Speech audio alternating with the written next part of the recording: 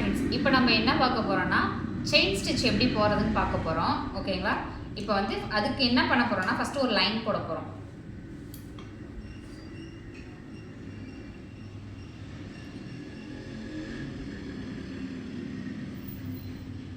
எப்போதுமே நீங்கள் போட்டு பழகிறதுக்கு பார்த்தீங்கன்னா நம்ம இந்த ஸ்கேலோட ஒரு சின்ன ஸ்கேல் இருக்கும்ல, அரடி ஸ்கேலால் ஃபுல்லாக கோடு கிழிச்சிக்கணும். இதில் இந்த எண்டுலேருந்து இந்த எண்டு வரைக்கும் நீங்கள் போட்டு பழகணும். அப்போ தான் உங்களுக்கு ப்ராக்டிஸ் நல்லா இருக்கும். இப்போது த்ரெட்டோடைய எண்டு எடுத்துக்க போகிறீங்க. இந்த எண்டில் நாட் பண்ண போகிறோம். லைட்டாக நான் கட் பண்ணி எடுத்துட்டேன். இதில் ஒரு நாட் ஒரு 2-3 சுற்றிட்டு இப்படி பண்ணிங்கன்னா நாட் விழுந்துடும். இதெல்லாம் ஜூம் பண்ணி எடுக்கணும். இது மாதிரி எண்ணாட் போட்டுக்கணும். எண்ணாட் போட்டுட்டு இப்போ என்ன பண்ண போகிறீங்கன்னா இந்த விரலில் இப்படி சுத்த எடுக்க போகிறீங்க. புரியுதா?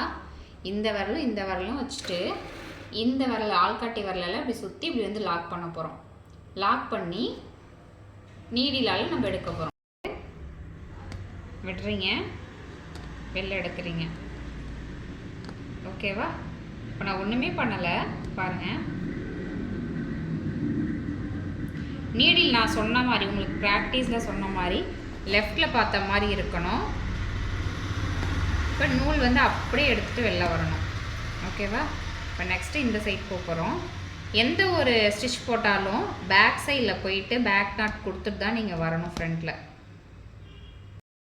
திரும்ப நீங்கள் ஃப்ரண்ட்டில் வரணும். இப்போ வந்தால் இங்கே வந்து ஒரு லாக் மாதிரி நமக்கு ஆகிடும். வரீங்க, ஒரு சுற்றி வெளியில் எடுத்து லெஃப்ட்டு ரைட்டு அதே மாதிரி பெருசாகவே போடுங்க ஃபஸ்ட்டு. அதுக்கப்புறம் நீங்கள் போக போக ப்ராக்டிஸ் ஆகிடுச்சு அப்படின்னா நீங்கள் குட்டி குட்டியாக போட்டுக்கலாம். ஆனால் குட்டி குட்டியாக போட்டால் தான் உங்களுக்கு ஃப்ளவர்லாம் அழகாக வரும்.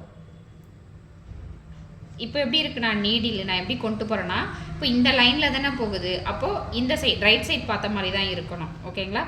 ரைட் சைடில் இப்படி உள்ள நீடில் வருவீங்க. அந்த நாப்பில் போயிட்டு இந்த பக்கம் அதாவது இப்படி வரணும். இங்கே இருக்க என் கையே இந்த நூல் வந்து இப்படி சுற்றி வரணும்.